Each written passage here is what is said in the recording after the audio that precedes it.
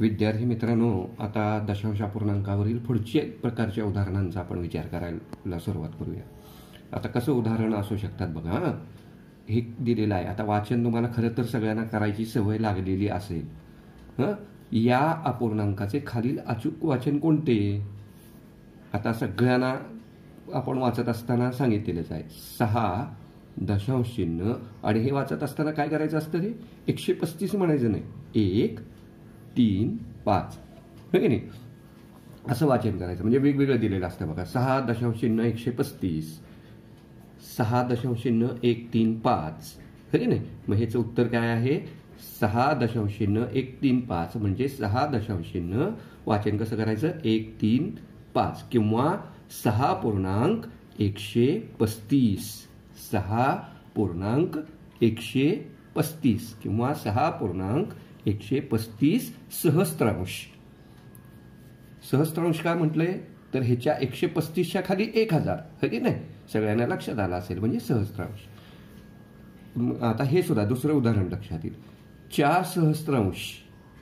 दशांश म्हणजे काय रे? छेदात 10. शतांश म्हणजे काय? छेदात 100. दशांश, शतांश, सहस्त्रांश. 4 सहस्त्रांश याचे लेखन दशांश चिन्ह वापरून कसं करणार? तर 4 सहस्त्रांश डोळ्यापुढे पहिल्यांदा आणा.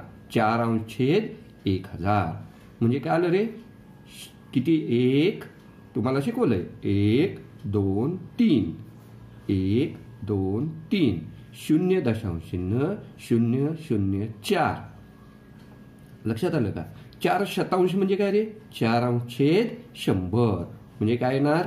1 2 1 आणि मागं 2 0 दशांश चिन्ह 0 4. लक्षात आलं ना? 4 शतांश, 4 सहस्त्रांश.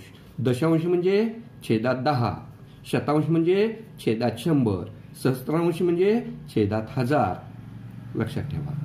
आता हे बघा तिसऱ्या प्रकारचं उदाहरण. 2.25 आणि 2.5 यांची बेरीज किती? आता सगळ्यांना लक्षात आलं पाहिजे बरं का, की 2.25 म्हणजे काय रे? 1 पूर्ण आणि 3 अंश छेद 4 बरोबर की नाही. 1 पूर्ण 3 अंश छेद 4. मग आता इथं हे सुद्धा थोडंसं लक्षात घ्या बरं का. हे काय केलंय म्हणजे 1 दशांश चिन्ह 7.5 तर 1 पूर्ण आणि इथं कितीनं गुणलं? समजा 25नं गुणलं. दशांश अपूर्णांकात रूपांतर करायचं झालं. 25 चोक 100 म्हणजे सगळ्यांना लक्षात आलं का बघा. 1 दशांश चिन्ह 2.25 म्हणजे कसं लिहिणार आहे? 1 पूर्ण 3 अंश छेद 4. आता इथं 1 पूर्ण, आता ह्याचं रूपांतर करायचंय 3 अंश छेद 4 म्हणजे कितीनं गुणलं पाहिजे रे? हे 10च्या पाड्यात येतं का? नाही. म्हणजे 3 अंश छेद 4चं आपण बघितलेलं आहे खरं तर. इथं 25नं गुणलं आणि इथं पण कितीनं गुणलं? 25नं. कारण दशांश अपूर्णांकामध्ये रूपांतर करायचं. 25 चोक 100, 25 त्रिक 75, 1 2 1 2 म्हणजे 0 0 दशांश चिन्ह 7.5 म्हणजेच 2.25चं 1.3 अंश छेद 4. 1 हा पूर्ण झाला आणि 3 अंश छेद 4 म्हणजे किती येणार रे?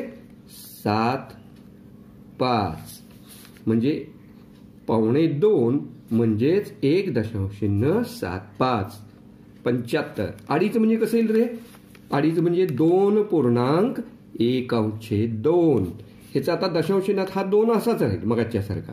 1 अंश छेद 2चं रूपांतर कसं करणार? ह्याच्यात येतं 10च्या रूपात करता येतं. ह्याला कितीनं गुणलं? 5नं. ह्याला कितीनं गुणलं? 5नं. म्हणजे किती आलं छेदामध्ये? 5 दुनी 10, 5 एके 5.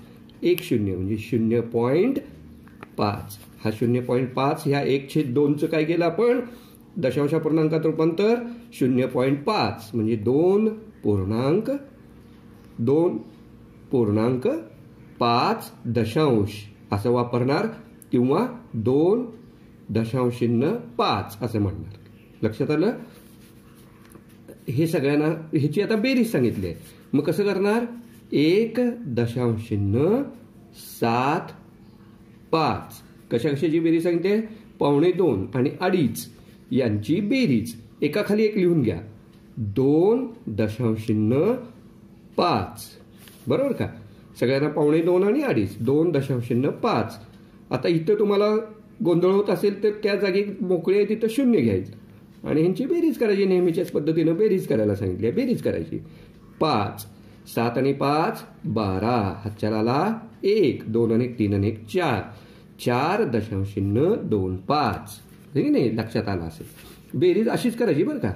आता हे बघा 12.35 बेरीज करा. पुढचं 12.35 बेरीज कशी करणार.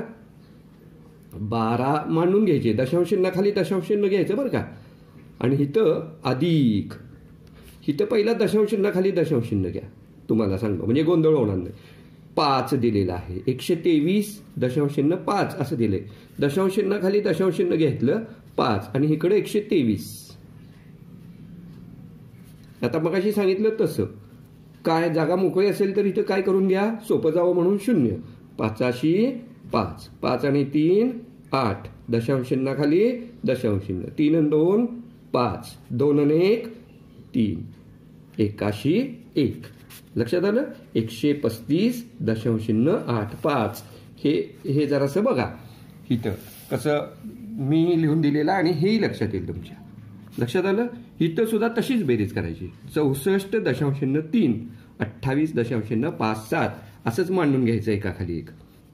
आणि आपण वजाबाकी सांगितली सेम तशीच करायची. वजाबाकी बेरजेसारखीच वजाबाकी. दशांशाखाली दशांश घ्यायचं.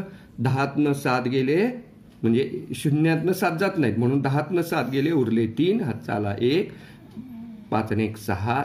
अगदी आपण वजाबाकी करतो तशीच.